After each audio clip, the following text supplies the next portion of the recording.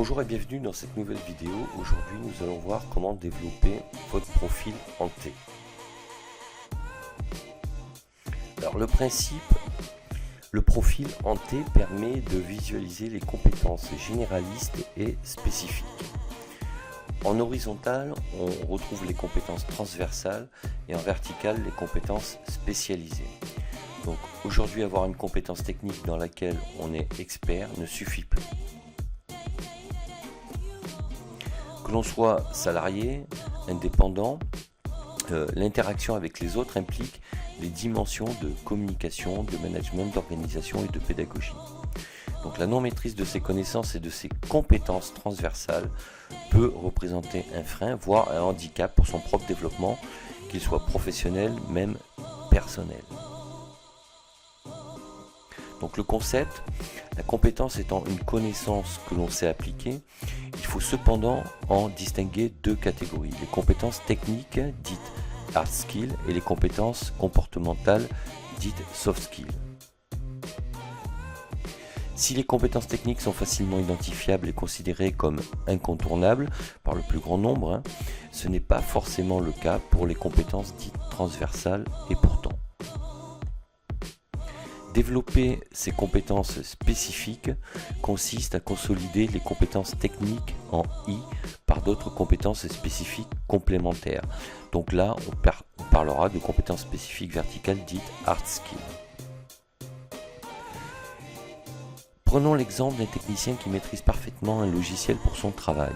Pour transmettre ses résultats et analyses, il doit se former sur d'autres applications.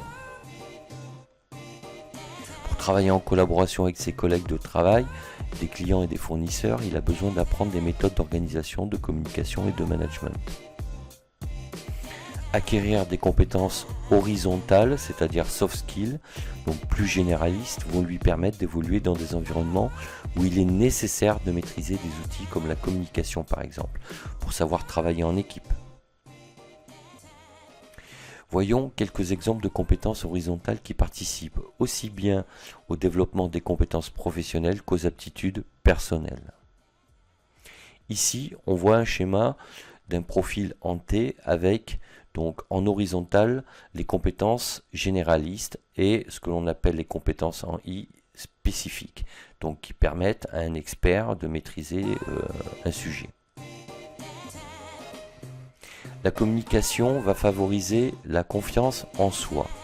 Donc une bonne communication améliore la confiance en soi et favorise les échanges constructifs.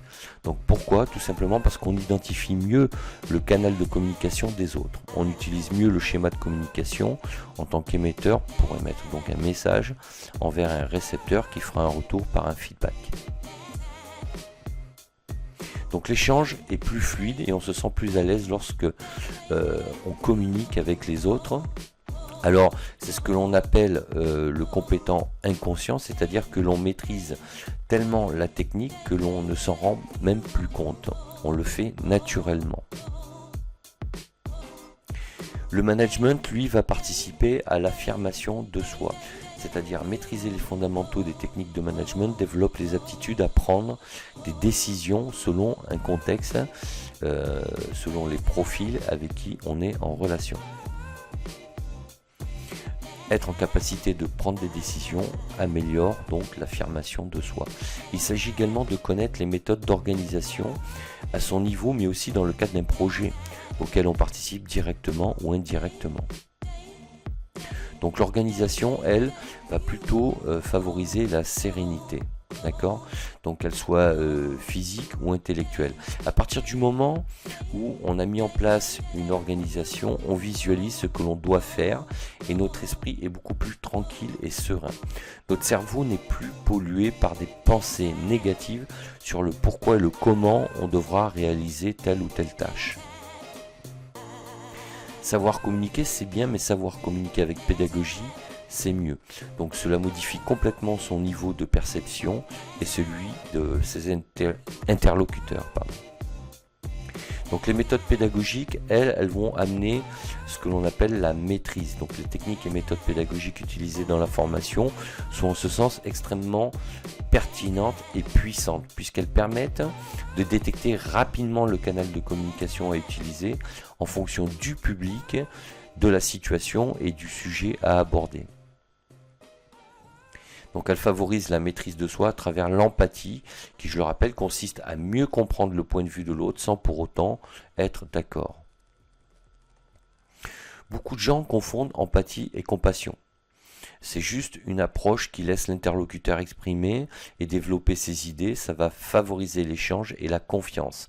Et ça évite bien évidemment les conflits. Ensuite, on va avoir donc les différents profils. Nous allons voir les 3 types de profils principaux. Donc, évidemment, on pourrait les décliner de manière beaucoup plus importante. Mais l'essentiel étant de comprendre le principe avec 3 exemples simples. On va avoir le généraliste. Donc, ce profil est généraliste dans de nombreux domaines, mais n'est pas spécialiste dans un domaine particulier. Donc en règle générale, il s'agit d'un manager qui devra connaître l'activité, mais pas nécessairement sa technicité dans le détail, puisque son rôle consiste, lui, à diriger, à coordonner et à piloter sans se positionner dans l'opérationnel. Donc schématiquement, ça représente ses compétences horizontales. Donc on aura quelqu'un qui aura plus des aptitudes, des compétences en organisation, communication, management et en économie par exemple. Alors qu'on voit qu'ici, en compétences en I, il n'a pas de maîtrise particulière sur un terme spécifique. Ensuite, on aura l'expert. Alors l'expert, lui, il aura plutôt un profil qui sera basé sur des compétences en I. C'est-à-dire qu'il sera, là si on prend l'exemple du développeur informatique en PHP, voilà, c'est quelqu'un qui va maîtriser son sujet dans ce domaine-là, mais qui en horizontal n'a vraiment aucune compétence particulière. Puis on aura enfin le profil en T. Donc ce profil maîtrise une compétence technique et plusieurs compétences transversales. Donc il a, les doubles compétences en horizontale et verticale. Dans ce cas, le technicien possède toutes les méthodologies pour travailler en équipe et en interaction avec son environnement. Donc schématiquement, on voit ici que cette personne maîtrise l'organisation, la communication, les techniques de management, ainsi que l'économie, et en même temps cumule avec donc une expertise dans le développement informatique en PHP par exemple.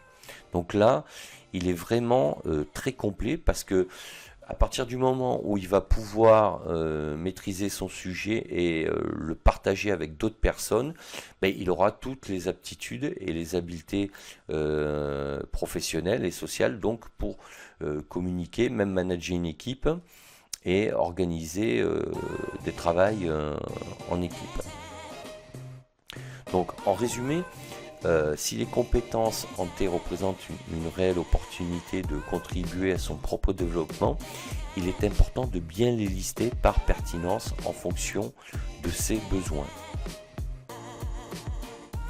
Aujourd'hui, elles deviennent de plus en plus incontournables dans un monde où le flux d'informations et l'interaction avec les autres imposent l'aptitude à les analyser, les décoder et les classer, et surtout à travailler en interaction avec d'autres groupes, d'autres personnes. Donc si cette vidéo vous a plu, n'hésitez pas à mettre un pouce bleu, à vous abonner à la chaîne, à la partager sur vos réseaux sociaux et à me laisser un commentaire. Sachez que vous pouvez également télécharger gratuitement le livre Accomplissez-vous sur mon blog Cap sur vous. Il ne me reste plus qu'à vous dire à bientôt pour d'autres vidéos, et d'ici là, ciao ciao.